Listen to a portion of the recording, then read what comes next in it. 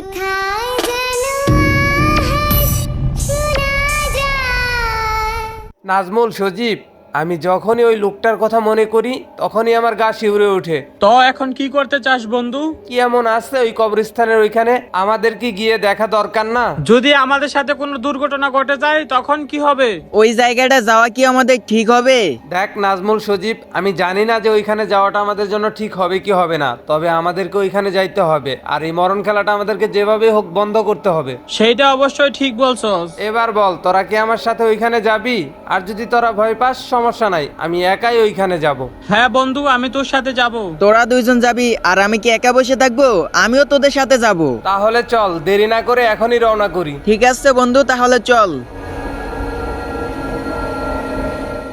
আজকের আকাশটা একদম পরিষ্কার, একদম দিনের মতোই বোঝা যাইতেছে। হ্যাঁ নাজমুল, আজকে জ্যোৎস্না রাত, সবকিছু একদম পরিষ্কার দেখা যাইতেছে।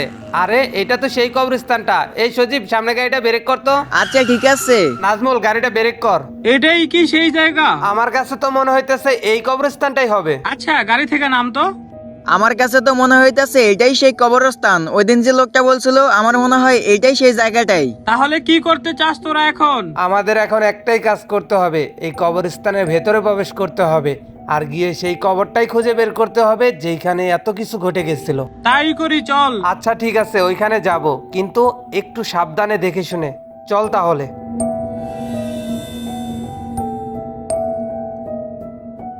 এই তো এইটাই সামনের কবর। এই কবরটা হবে হয়তো। আমার কাছে তো তাই মনে হইতাছে এটাই সেই কবর। কিন্তু এইখানে আসার পর তো আমরা কিছুই বুঝতেছি না।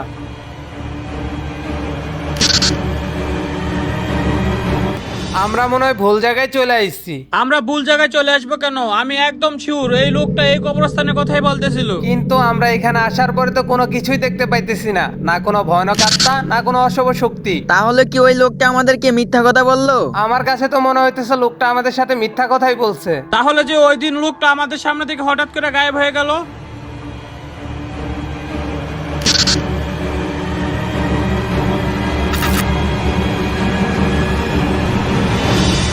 আচ্ছা চল, আমরা এখান থেকে চলে যাই। বন্ধু, এই বাড়িটা দেখ কত ভয়ানক দেখতে। হ্যাঁ সত্যি, এই বাড়িটা অনেক বেশি ভয়ানক। আমি আসার পর থেকে এই বাড়িটাকে খেয়াল করতেছি। আচ্ছা চল, এই বাড়িটার ভেতরে গিয়ে দেখি তো।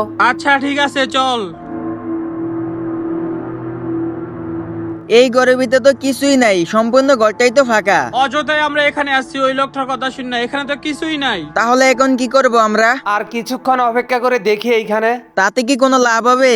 আমরা যেহেতু এই ঘরটাতে আইছি, এই ঘরটা আমরা ভালো করে চেক করি। আচ্ছা সজীব, তুই উপরের রুমগুলা দেখতো। আচ্ছা। আর নাজমুল, তুই ওই দিকটা দেখ। ঠিক আছে। বাহিরের দিক থেকে কেমন যেন একটা ভয়ানক শব্দ ভেসে আসতেছে। যাই তো একটু জানালার পাশে গিয়ে দেখি তো। জানালার পাশে চলে আসলাম, কিন্তু বাইরে তো কাউকেই দেখতেছি না। আরে ওইটা কে? আরে কে ওইটা? ওইখানে মাত্রই তো আমি মনে হয় কাউকে দেখলাম। কি হয়ে যাইতেছে আমার সাথে? ওইখানে মাত্রই তো আমি কেউ একজনকে দেখলাম, হঠাৎ করে লোকটা কোথায় গায়েব হয়ে গেল। এখন কি করি? সজীব, সজীব, একটু নিচে আয় তো। আচ্ছা আসতেছি। নাজমুল, নাজমুল, এইদিকে আয়। কি রে সোহাগ, কি হয়েছে? এইভাবে ডাকাডাকি করতেছিলি কেন? ওইখানে, ওই কবরস্থানের ওইখানে কেউ একজন ছিল, আমি দেখলাম হঠাৎ করে গায়েব হয়ে গেল। কি বলিস এসব? আমি সত্যি বলতেছি, আমি কাউকে দেখলাম ওইখানে। কিন্তু এই সময় তো নিচে কাউকেই দেখলাম না। তোরা আমার কথা বিশ্বাস কর বন্ধু, আমি এই জায়গাটায় দাঁড়ানো ছিলাম আর হঠাৎই দেখলাম কেউ একজন ওই কবরের উপর দাঁড়ানো ছিল। কই দেখি তো, ওইখানে তো কেউই নেই।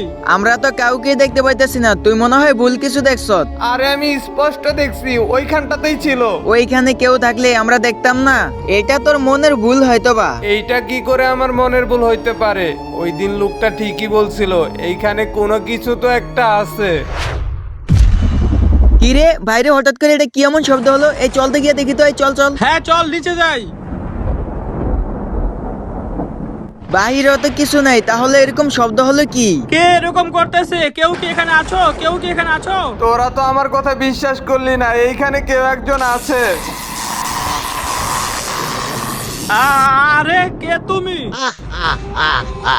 আমার এখানে চলে এসেছিস, এবার তোদেরকে কে বাঁচাবে? কি চাও তুমি আমাদের কাছে? তোদের জীবন চাই আমি। এসব কি বলতেছো তুমি? কেন তুমি এরকম করতেছো? আর কেনই আমাদেরকে মারতে চাও? আমার মৃত্যুর প্রতিশোধ নেবার জন্য। মৃত্যু?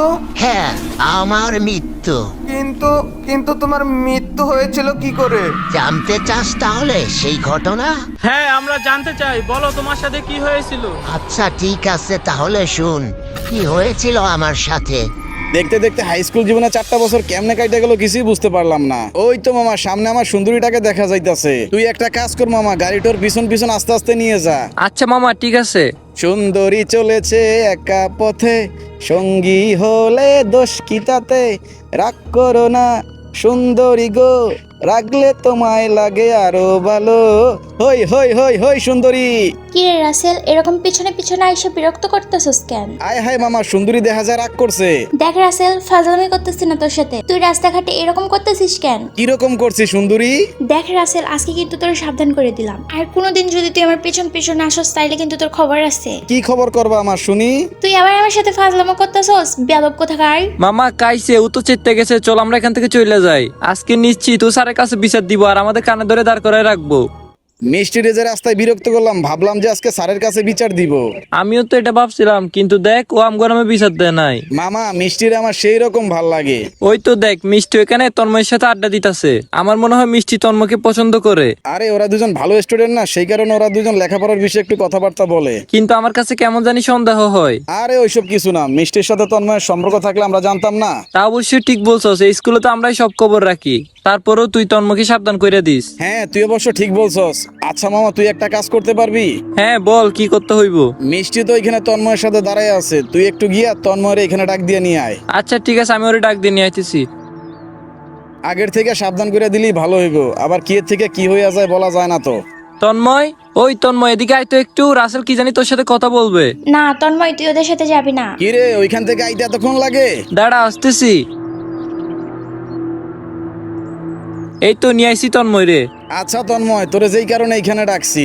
হ্যাঁ রাসেল বল, কি বলবি? তুই কিন্তু আমাদের বন্ধু মানুষ, একই ক্লাসে একই সাথে পড়ি। আমি চাই না তোর সাথে আমার কোনো ঝামেলা হোক। বুঝলাম না কিছু রাসেল, তুই আমাকে কি বুঝাইতে চাইতেছস? তোরে অনেকদিন ধরে দেখতেছি তুই মিষ্টির সাথে কথা বলিস, আমার কিন্তু এটা সহ্য হয় না। তো আমি কি করব তোর সহ্য না হলে? কি করবি মানে? তোরে যেন আর কখনো মিষ্টির সাথে কথা বলতে না দেখি, ঠিক আছে? তুই কি ডাইকা এনে এনে আমারে থ্রেড দিতেছস? থ্রেট দিতেছি না, তোরে সাবধান করে দিলাম। বেশি কথা না বললে, রাসেল যেটা বলছে এটা মাথায় সেভ কর, ঠিক আছে? আর এখান থেকে যা। ওরে কি মামা আমি মারবো না ঘিরে? ওর কিন্তু কথাবার্তা আমার একটু ভালো লাগলো না। আরে মামা বাদ দে তো, এইসব নিয়ে ঝগড়াঝাটি করা ভালো হইব না। দেখোস না, ওরে মানা করে দিলাম আর ওই মুখে মুখে তর্ক করে মাথার মেজাজ পুরো গরম হয়ে গেছিল। আরে দূর, এসব বাদ দে তো, এসব নিয়ে কেউ ঝামেলা করে নাকি? মাথা বেশি গরম হইলে ওরা আমি মারতেও পারি। ওই তো দেখ দেখ, ওরা দুইজন আসতেছে। কি রে রাসেল, তুই তন্ময়ের এখানে ডাক দিয়ে নিয়ে আসে কি কইছস? কই সুন্দরী, ওরে তো আমি কিছুই বলি নাই। এই তন্ময়, তোরে এখানে ডাক দেই না আমরা খারাপ কিছু বলছি? খারাপ কিছু বলিস নাই ঠিক আছে, কিন্তু তুই তো আমারে ডেকে এনে থ্রেড দিতেছস।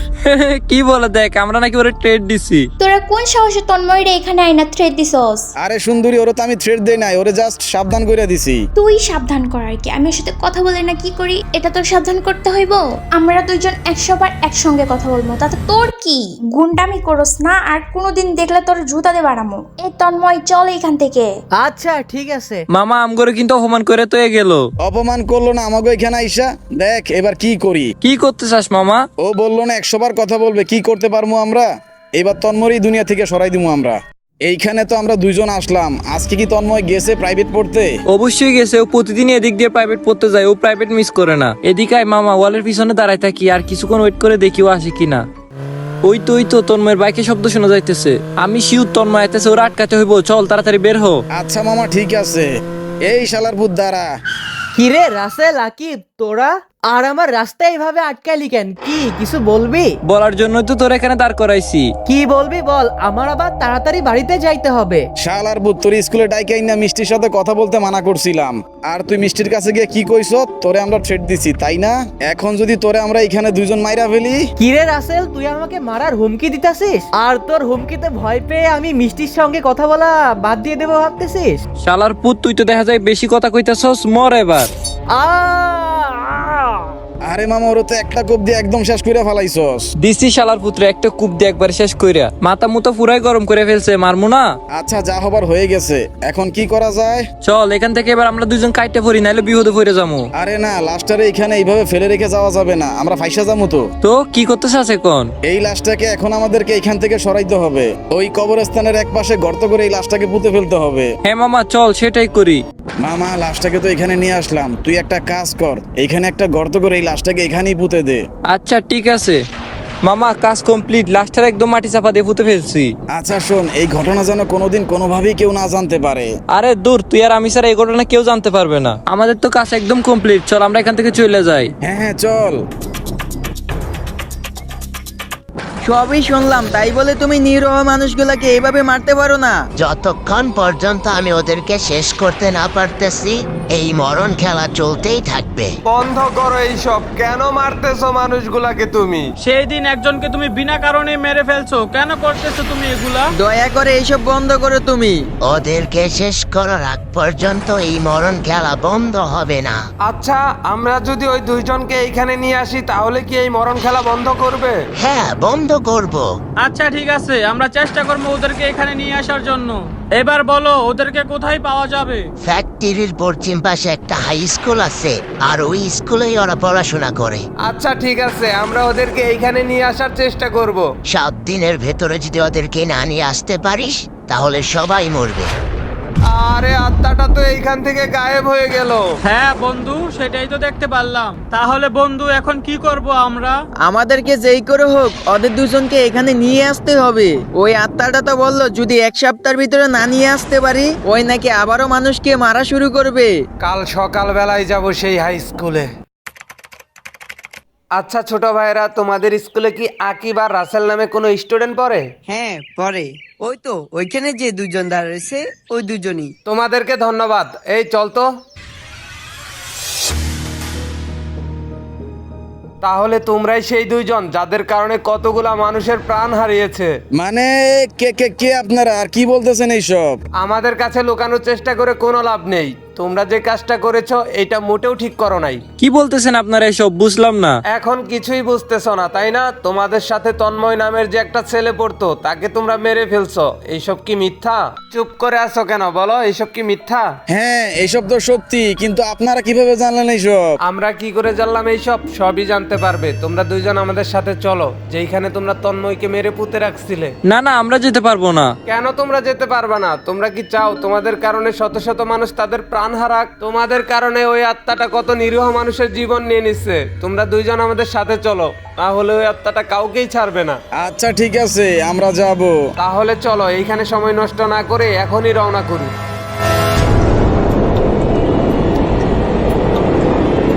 এইটাই সেই জায়গা তোমরা যেখানে তন্ময়ের লাশটাকে পুঁতে রাখছিলে। হ্যাঁ এইটাই সেই জায়গা যেখানে আমরা লাশটাকে পুঁতে ফেলছিলাম। এই তন্ময়ের আত্মা, দেখো আমি সেই দুইজনকে তোমার কাছে নিয়ে আসছি।